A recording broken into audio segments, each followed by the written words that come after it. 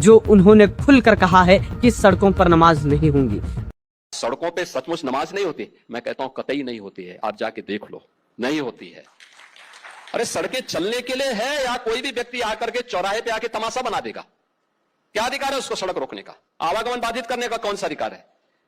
जहां उसका स्थल होगा वहां जाके करें। उन लोगों ने मुझसे कहा साहब कैसे होगा, हमारी संख्या ज्यादा है। हमने कहा शिफ्ट में कर लो, तुम्हारे घर में रहने की जगह नहीं है तो भाई संख्या नियंत्रित कर लो, और नहीं है सामर्थ्य क्यों बेकार आगे संख्या बढ़ाई जा रहे हैं। और ये चाहिए आपको कि अगर आपको सिस्टम के साथ रहना है तो याद करना, हम उन नियम और कानून को मानना शुरू करें। कानून का राज होगा, कानून के राज को सबको समान रूप से लागू करेंगे।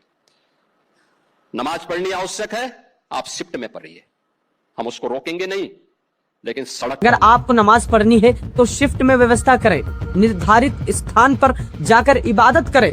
सड़कें कमिंग के लिए होती हैं, ताशहर मचाने के लिए नहीं। कानून सबके लिए समान है। अगर आप शांति से मानेंगे तो अच्छा है, नहीं तो हमारे पास और भी तरीके हैं। बरेली में कुछ लोगों ने हमारा इम्तिहान लिया, उन्हें ताकत का एहसास कराया गया। अब आइए एक तरफ देखते हैं कि होली में डिंडोरियां पीटी जाती है, सड़कों पर भारी भीड़ होती है, ट्रैफिक घंटों जाम रहता है, कोई रोक नहीं, कोई चेतावनी नहीं, कोई पाबंदी नहीं। शोर मचाते हैं, नाचते हैं, रंग उड़ाते हैं, सब ठीक है, लेकिन सवाल ये है नमाज के साथ इतना घृणा क्यों?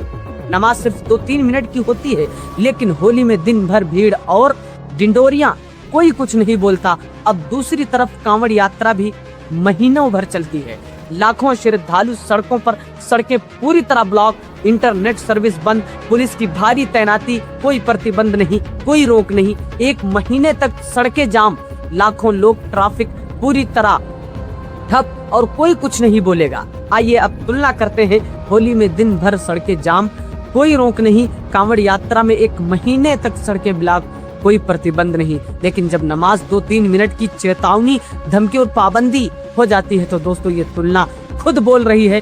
2 मिनट की नमाज के खिलाफ इतना मोर्चा, जबकि होली और कांवड़ यात्रा के लिए कोई पाबंदी नहीं। अब सबसे बड़ा सवाल कि ऐसा क्यों अचानक इतनी कड़ी मुहिम शुरू हो गई?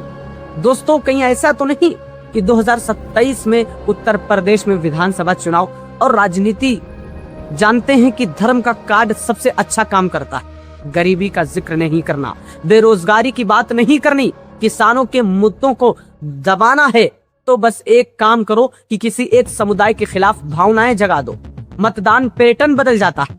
ये